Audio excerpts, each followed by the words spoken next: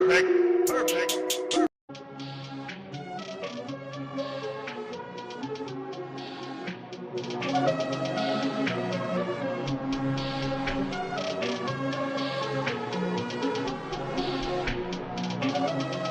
Perfect.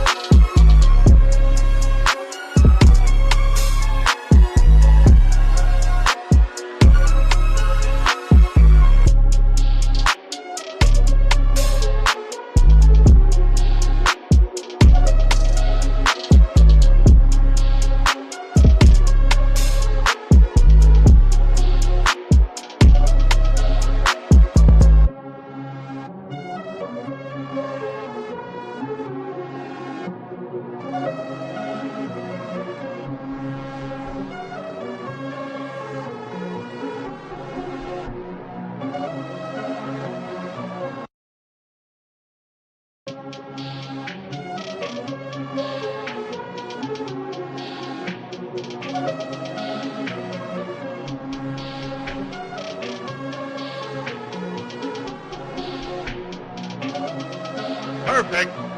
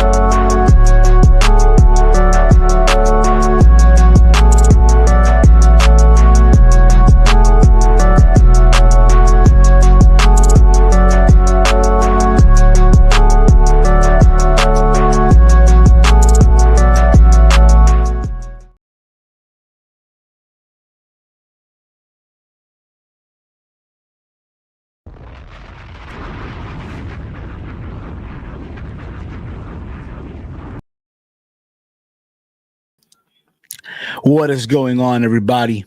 Happy New Year to you all. I hope everything that you want to accomplish in 2025 becomes a reality for a lot of you out there. But what is going on? Yes, you are not, your eyes do not deceive you. Yes, you are reading this correctly. After a month and change, it seems like we are back. We are live here with another live edition of Something About Dynamite, aka S.A.D. Yes, we are back. And I know out there right now, the freakazoids are like,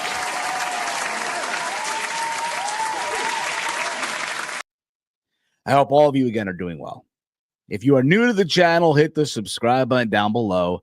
Give this video a big old thumbs up and share it throughout all your social media platform, wherever it is that you guys share your videos and all that fun stuff. As always, I am Steve. That's right. It's me. I'm back. All right.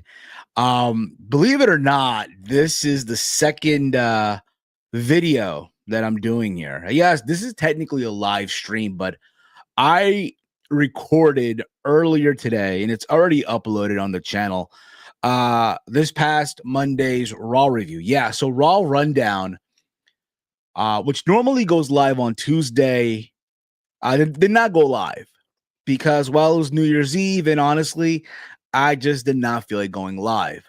And also factoring in, I kind of was a little bit not feeling well, let's just put it that way. But have no fear, have no worries. I decided to, because today, had a lot of time in my hands that I could do whatever I want. I decided to record a Raw review. Yes, so the Raw Rundown this week, for this week was a recorded video, the final face-off between CM Punk and Seth Rollins before they have their big match on the Raw debut on Netflix. So whenever you get a chance later on today, give this a watch, if you will. Give this a watch. I also have right now on the YouTube chat, I have a poll for a lot of you out there asking you guys, how do you guys watch Dynamite last night? Did you guys, watch it, via, what's it called? TBS traditionally, or being that it was being simulcasted over on Max, did you want to give Max a shot and stream it, whether it be on your computer, on your mobile device, or maybe on your smart TV for those that have one, all that stuff? Let me know. And Romeo Rescue, where's the didn't watch option? I thought about putting that, but again, this year I'm trying to bring in new viewers and stuff like that.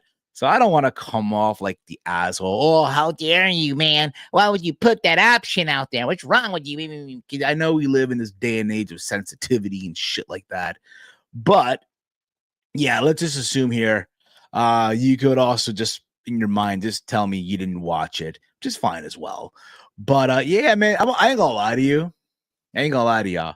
It feels weird that I decided to do a S.A.D, but being that it's a new year and I want to be active here on the channel, be active and stuff like that. So who knows? Maybe come Tuesday, not only do you get a Raw rundown live, but maybe just maybe you get a Let's Talk NXT. I'm thinking about it. I really, really am. I'm gonna watch Impact today. I'm gonna see what happens with that too. But I'm gonna see how that one also pans out as well. All right. But I started on TBS and then I switched to Max, was 2 minutes behind besides that, no issues. Yeah. So I'm gonna be honest with you guys. I did watch on Max because I wanted to see, what it's like if there are any hiccups, any issues here and there. And I will say, I will commend I will commend AEW. I will commend Max for having a smooth stream, like smooth sailing here, like no issues whatsoever. I did love the fact that I can rewind whatever I missed live with no issues whatsoever. Yes, my only complaint is this. It was basically TBS's feed on Max. You're not getting, for those of you that have AEW Plus on Triller or Fight, whatever you want to call it, where you could basically put on a VPN and watch AEW Dynamite live on the Triller app. You can watch it with no commercial issues, right? I guess some people were expecting that, and that didn't come about.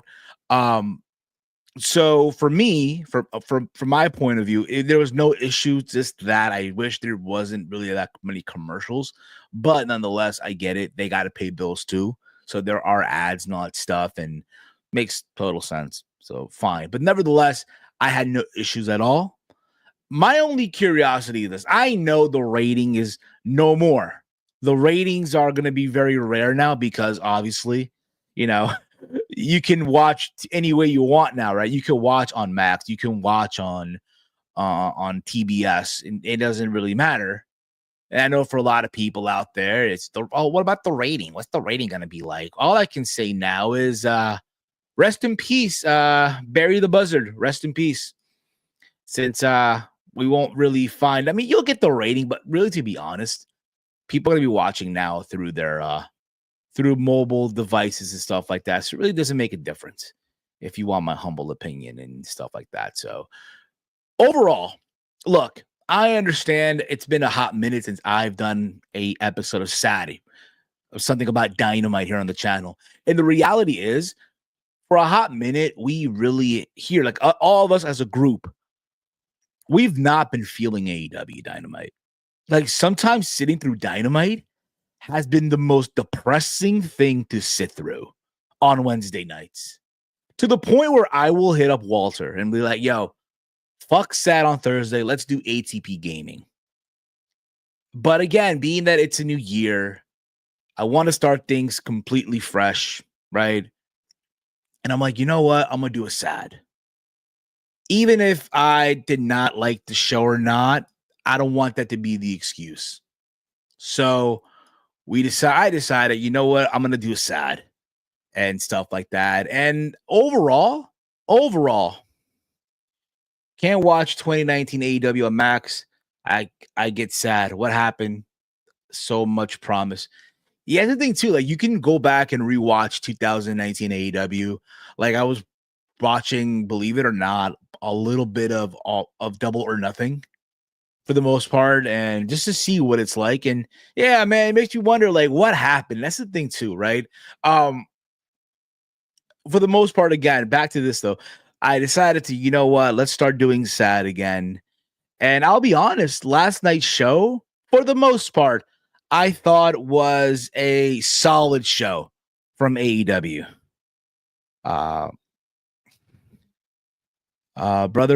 Brother Fluff Salisbury, they convinced me to call myself Sal from now on. All right, Sal, be that as it may. Be that as it may. But for the most part, look, I thought Dynamite last night was a very solid show for the most part. Considering this was, again, a new year. This was their fight for the Fallen episode of Dynamite. Also, let me just go here real quick. I just want to check something here as well, I don't want to butcher the name of the building here by no means at all. Also, by the way, guys, vote in I have a poll in the chat. Vote. Let me know your thoughts on. Let me know your thoughts on Dynamite. Where did you watch it? Did you watch it on? Did you watch it on TBS? Did you watch it on Mac? Let me know. But last night's Dynamite was live from the Harrah's Cherokee Center in Asheville, in North Carolina. That's where it was live from. And I will say this, I will say this. For the most part, one, I love the fact that, they're going into these small buildings. That's the thing now with AEW in 2025. They're going into smaller buildings because the reality is the weekly TV shows are not filling up these big NBA style buildings that they were going for the last 3 years. This just wasn't happening anymore. You would see a lot of empty seats.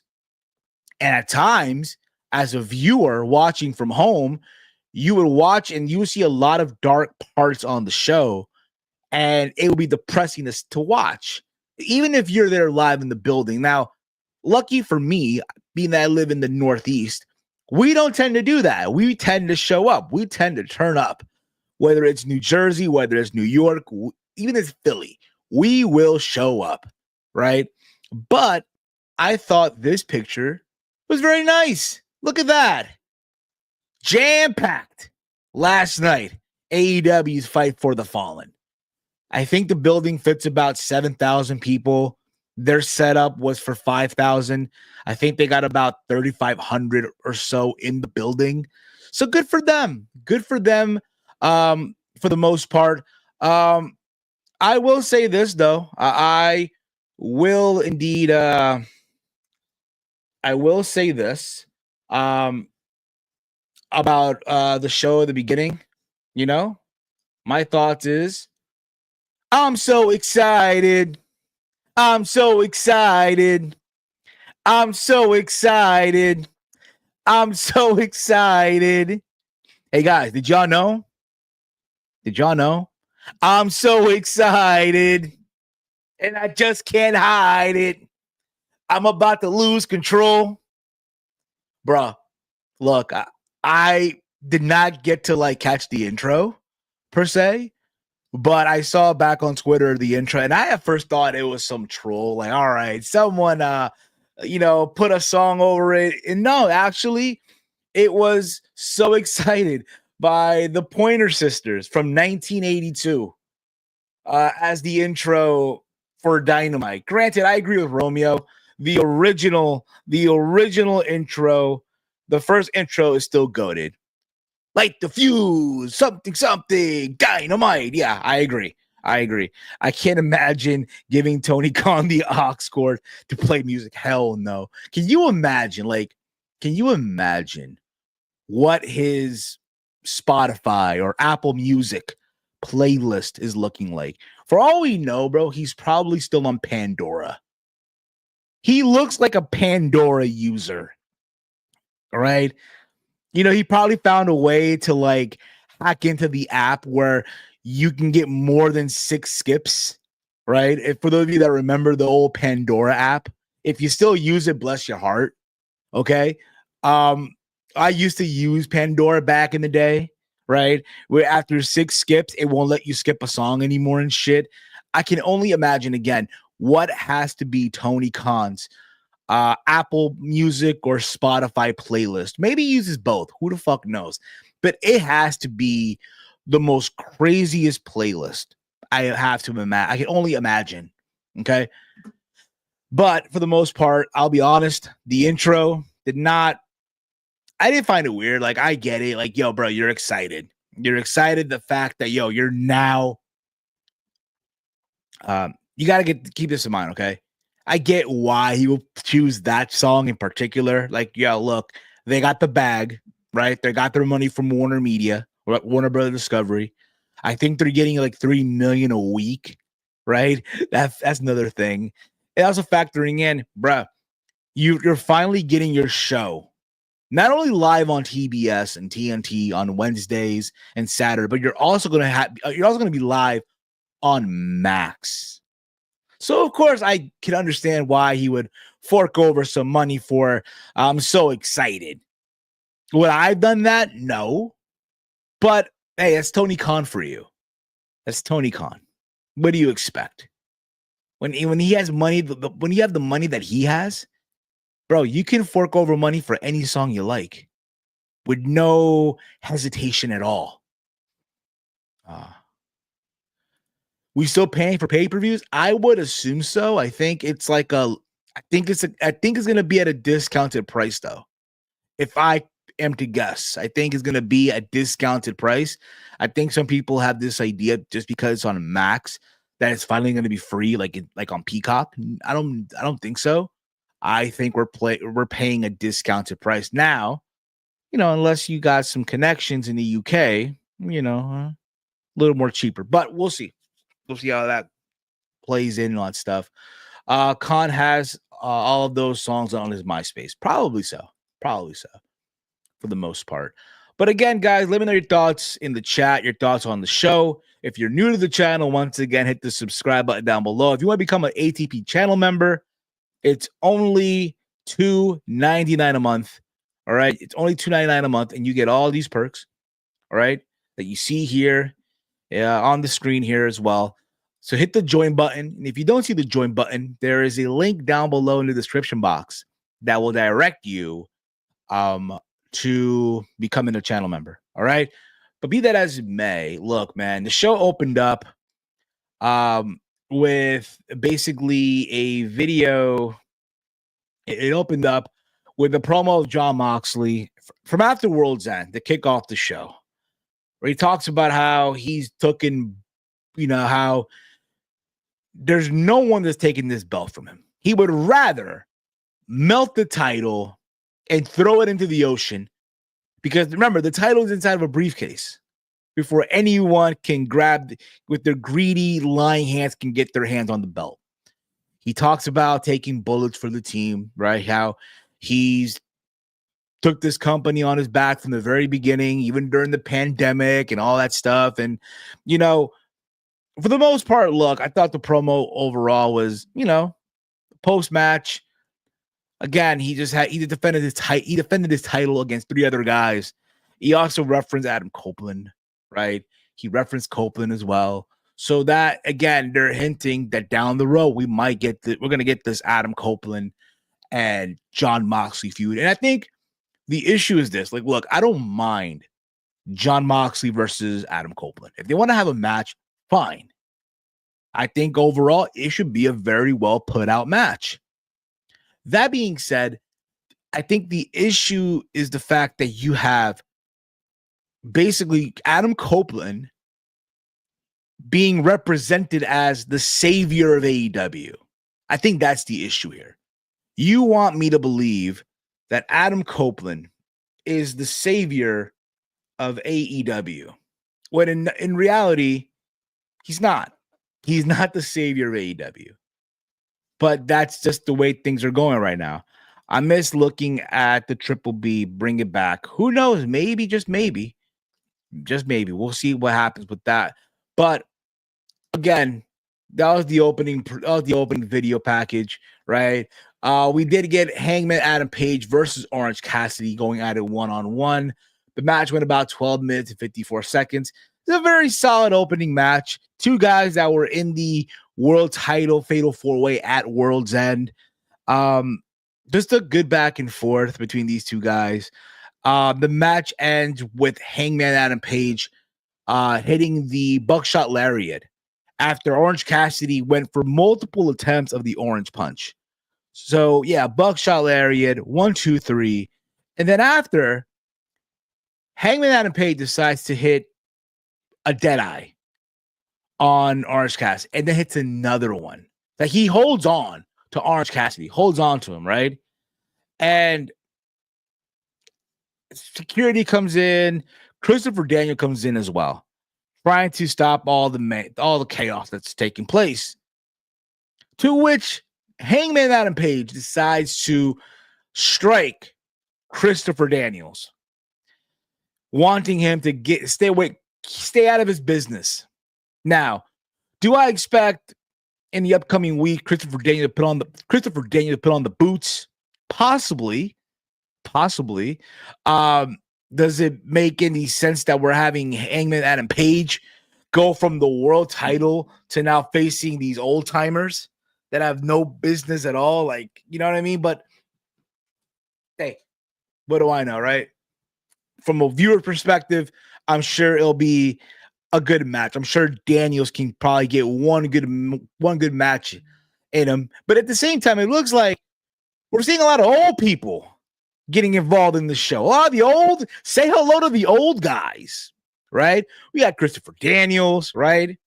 Getting involved with Hangman Adam Page. You see also on the show Adam Copeland trying to get after Jon Moxley in the AEW World Championship. And then you have another old guy, Double J Jeff Jarrett, which we'll get into in a little bit here. Letting it be known he wants a shot at the AEW World Championship too.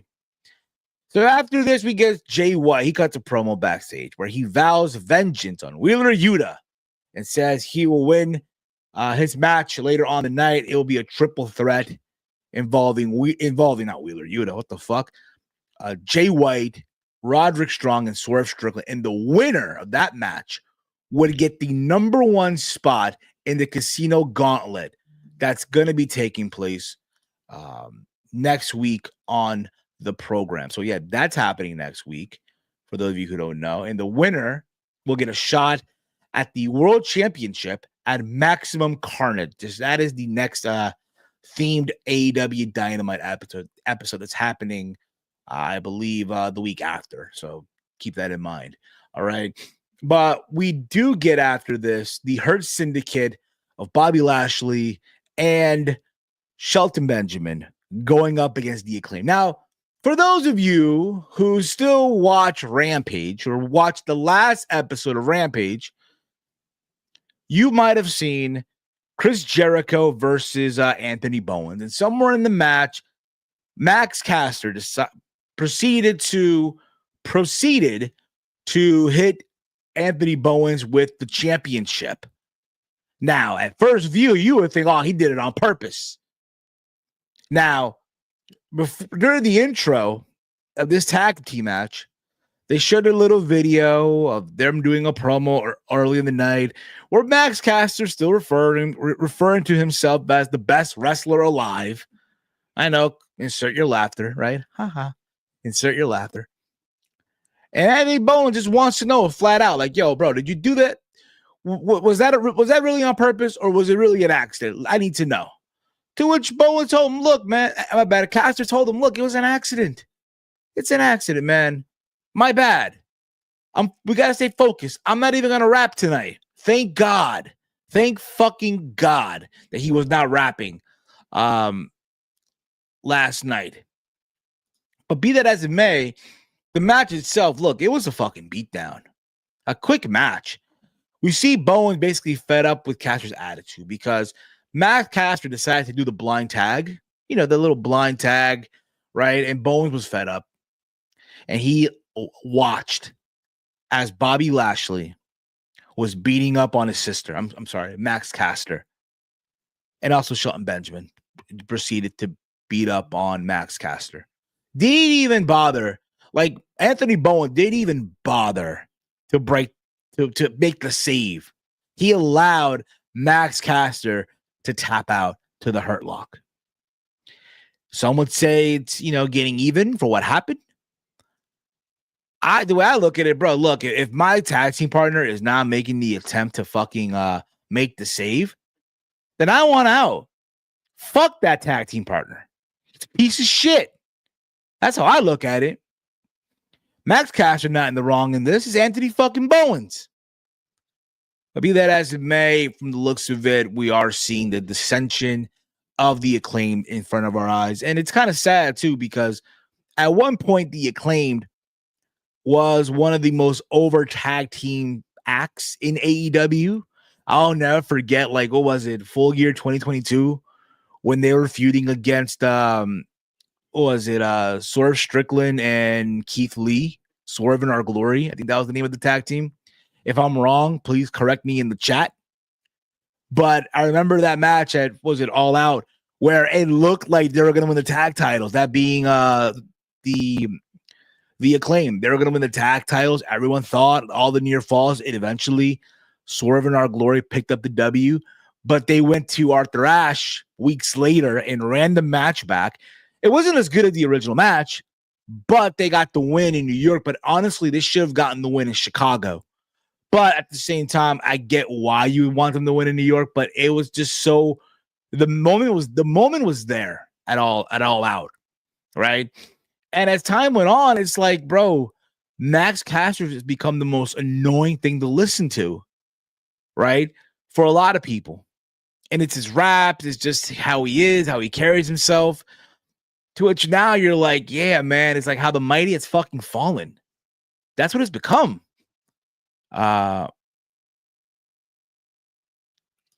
Yeah, Ricochet stole their scissors. They have to break up. Pretty much, yeah, brother Fluff, Salisbury.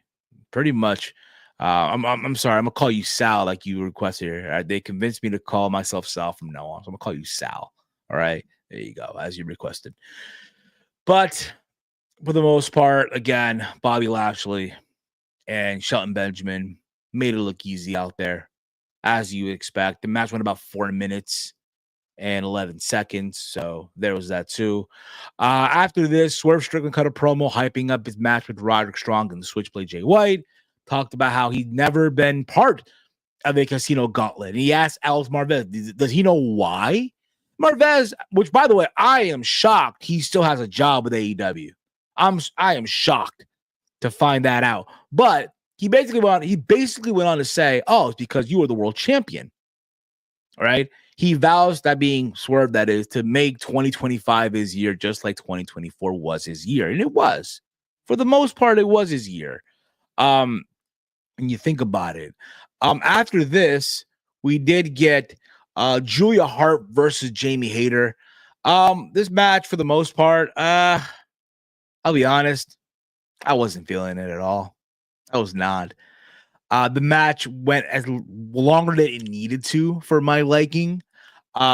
It's crazy, right? How a couple of weeks ago, Mercedes Moné and who was it? It was Mercedes and Chris Statlander went out there at World's End and got almost 20 plus minutes. And here, Jamie Hayter and Julia Hart barely got 10 minutes. Barely got 10 minutes.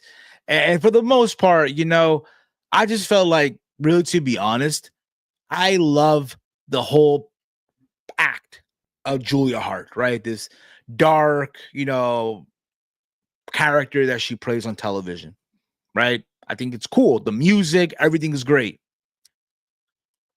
But then the bell rings. And it's like, yeah. To be honest. It made sense for Julia Hart to win, though. It made sense. She teased that she was going to use her arrow that she has been teasing in the vignettes.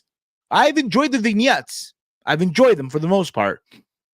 And then the referee sees this. She goes to throw away the arrow. And while that's happening, Julia Hart hits the mist on Jamie Hayter and pins her 1, 2, 3.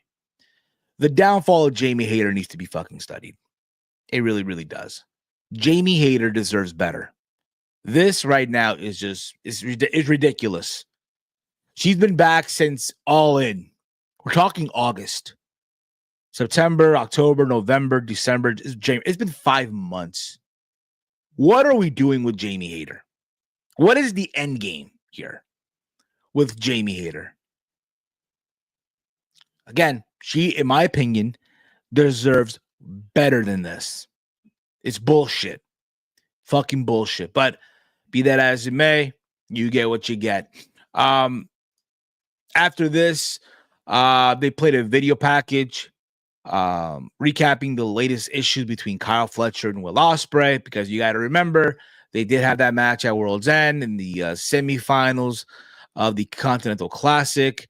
They also shared a video of Kenny Omega, who will be returning this Wednesday to the company that, pays him the big bucks, the company that pays him to show up to TV, to work. But before this, though, he has to go wrestle in Japan against Gabe Kidd at Wrestle Dynasty. Big whoop. Should be a fun match, though, but, just pointing that out. Like, yeah, bro, you're coming back to wrestling, but you're going to go back to wrestle in New Japan before you step into the ring in the company that, that actually pays you, to, for your living. Just saying. But be that as it may, we also got a vignette of Okada, talks about how he beat Will Ospreay in the finals of the Continental Classic, how he's the greatest tournament winner of all time, and how many times he also has beaten Kenny Omega. Because if you remember, at the end of World's End, Kenny Omega did appear. Right? He did appear. And he had that face-off with Okada. And again, a lot of people are going crazy about this. Oh my God, we're going to get this match. Yay! Look, it's not 2017. It's not 2017. So if y'all expecting that, y'all gotta chill. Y'all need to seriously chill the fuck out. They did play a Mercedes Moné. They did have her do a segment. She hosted a quick champagne celebration, and they showed a video package dedicated to herself. And they showed all her matches that she's had. Some of them that were, I think, on the ESPN's Sports Illustrated top, I think is 10 women's matches or so. I think it is. I could be wrong on that one.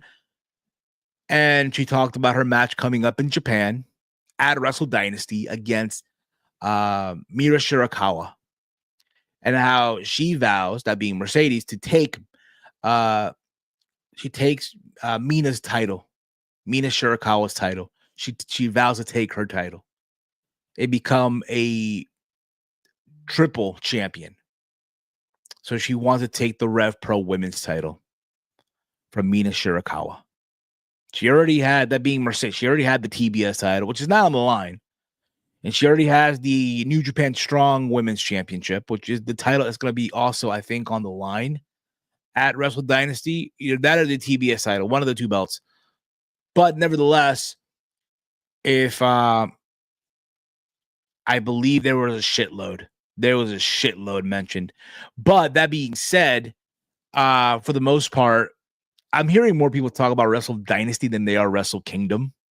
So that kind of tells you where's the state of Wrestle Kingdom right now, But for the most part, look, if I'm Rev Pro, you bet your bottom dollar you want to have Mercedes Moné wrestle on your show holding your title. Yeah.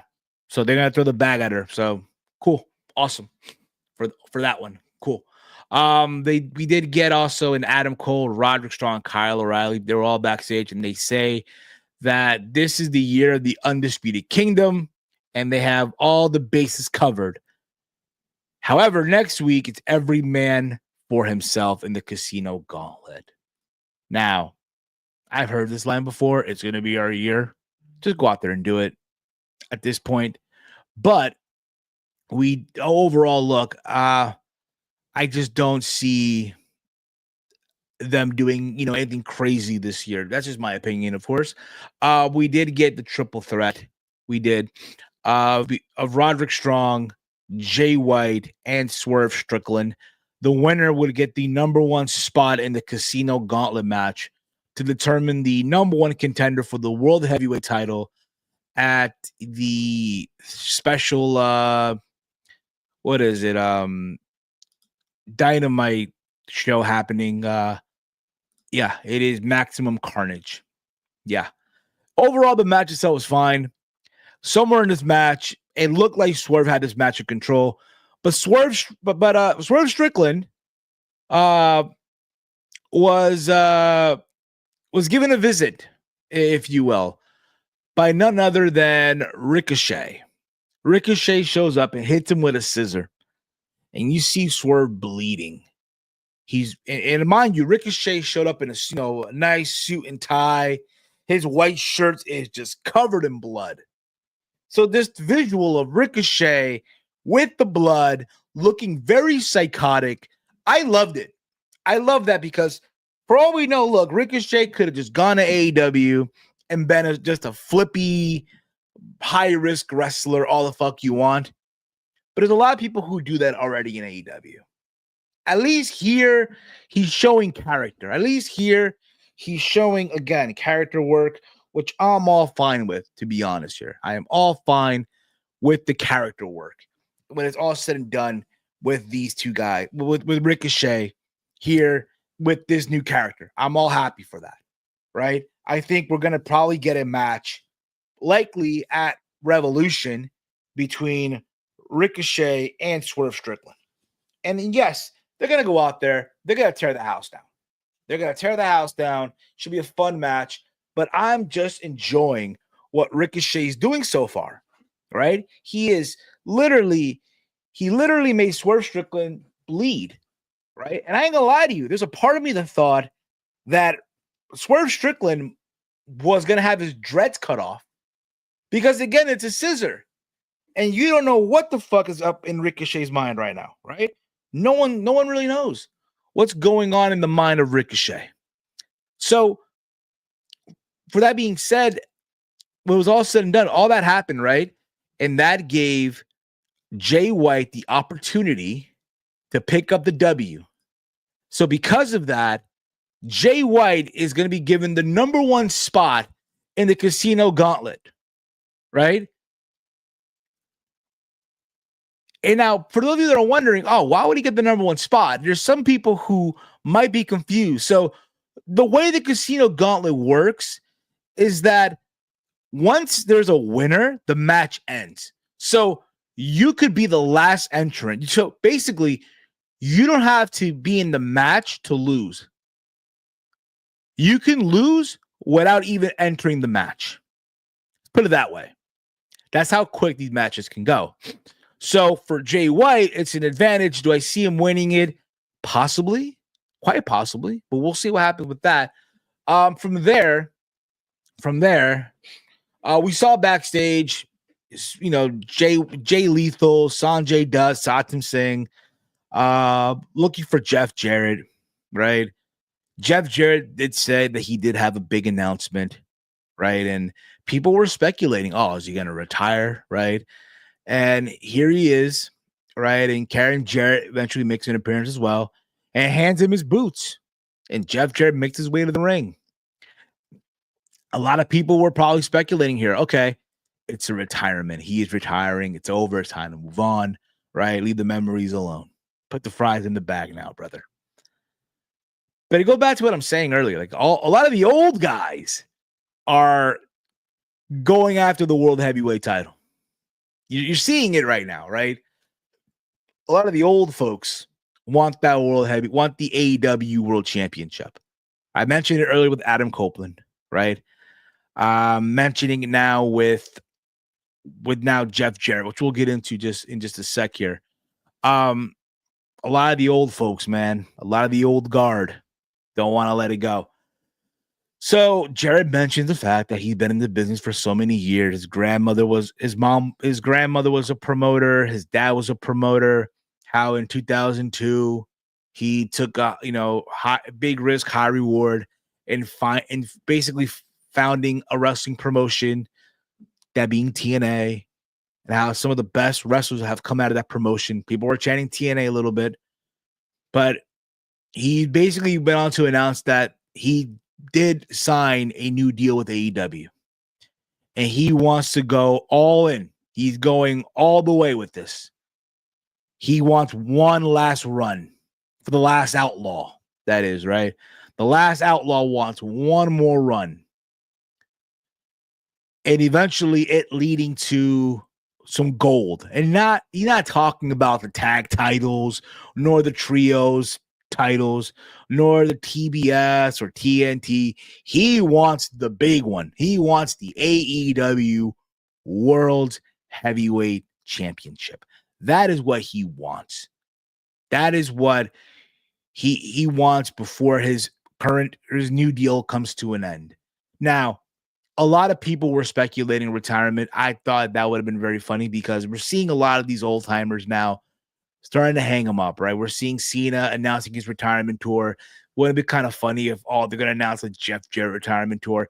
And many people are in this fear that, oh my God, Jeff Jarrett, no, we don't want this. I'll be honest with y'all. As someone who grew up watching TNA in the early days and have a found of appreciation for it, right? The idea of Jeff Jarrett going for one more shot. Look, is he going to win the World Heavyweight title? No. Don't be silly. You be a fool if you think he is. You be a fool. But this idea that, hey, he can challenge for the title, let's say on an episode of Dynamite, if it's in Nashville, why not? You know he's going to get a big reaction in Nashville. Matter of fact, if I'm seeing this correctly, you know, the Casino Gauntlet for next week is going to be in Clarksville, Tennessee. Jeff Jarrett is from Tennessee. He's from that area. So could there be a possibility that he wins the Casino Gauntlet? Could be. Could very well be. Now, I've seen people say, oh, it's not right. Jeff Jarrett is old. He's washed up. It's over. It's time to move on. I get all that. But I just don't see Jeff Jarrett winning the world title. It's not happening. People are getting crazy and bent out of shape over the idea that Jeff Jarrett might end up walking out with the fucking title. It's crazy. But we'll see how this shit plays out. I'm intrigued.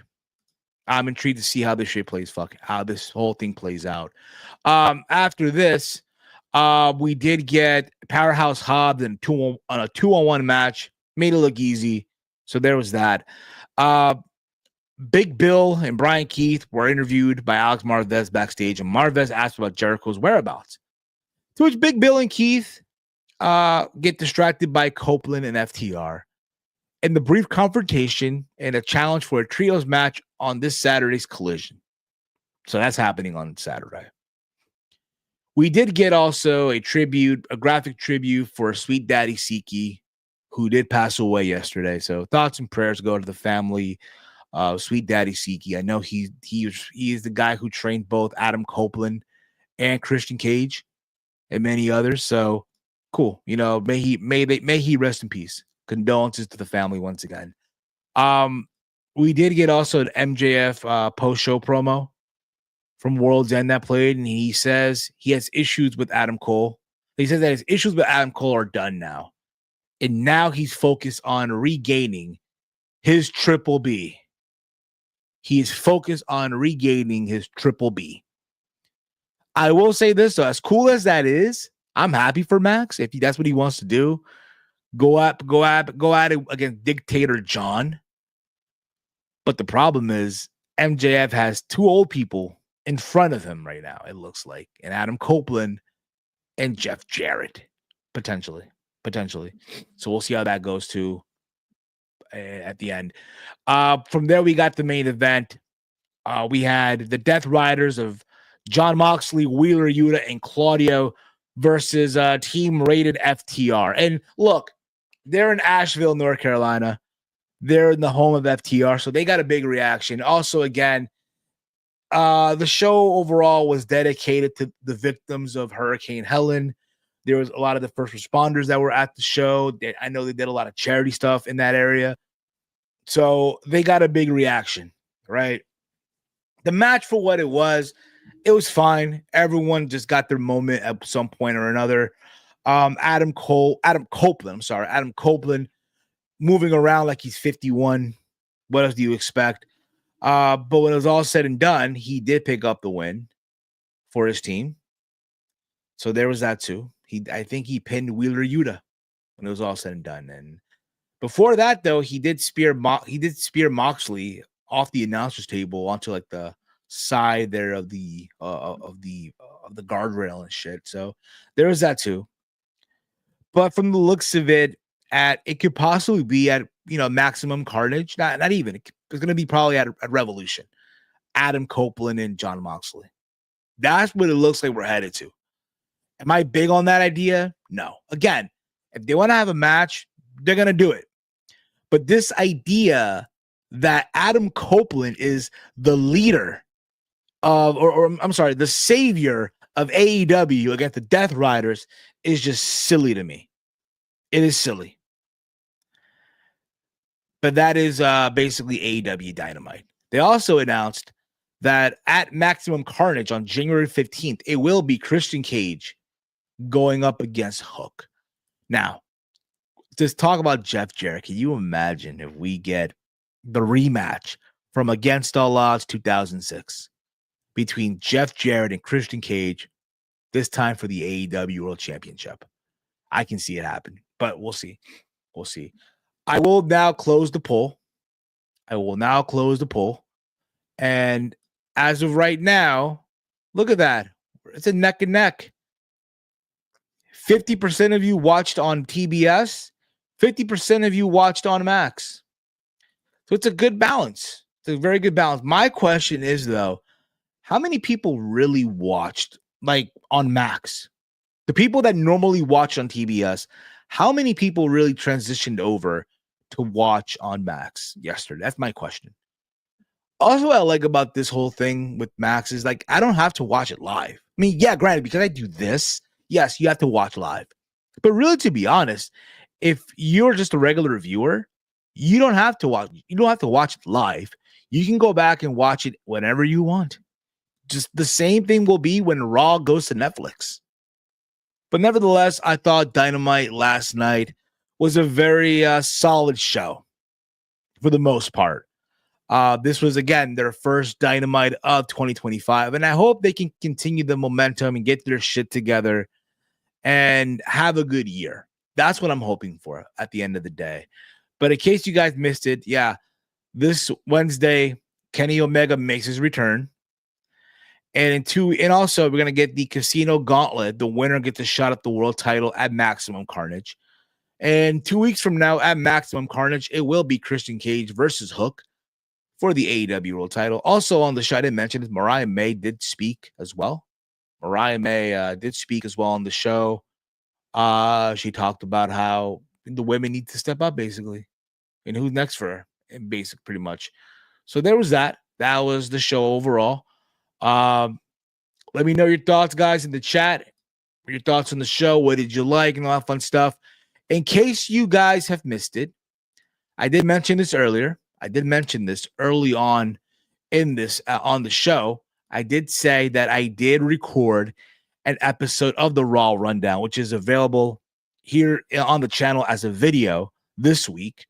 But it's basically the final face-off before CM Punk and Seth Rollins go at it on Netflix. All right, go give that a watch. Also, before the year ended, we did do the Steve's Kitchen, the best of 2024, all the big news that took place in wrestling in 2024. So go give that a watch whenever you get a chance. And of course, we did S.A.D. Just call me Cope. Another thing, too, the Cope name. I want to mention this real quick. It sucks. Dear Adam, I will not call you Cope. I don't give a fuck if you think it's for good marketing purposes and shit like that. I will not call you Cope. I will call you Adam Copeland out of respect. But I am not calling you Cope. Cope is a stupid name you give a dog. That is what you name. That is the bad name you give a dog. Cope. Come here, Cope. No. I hope you can cope with that. Again, guys, if you're new to the channel, hit the subscribe button down below.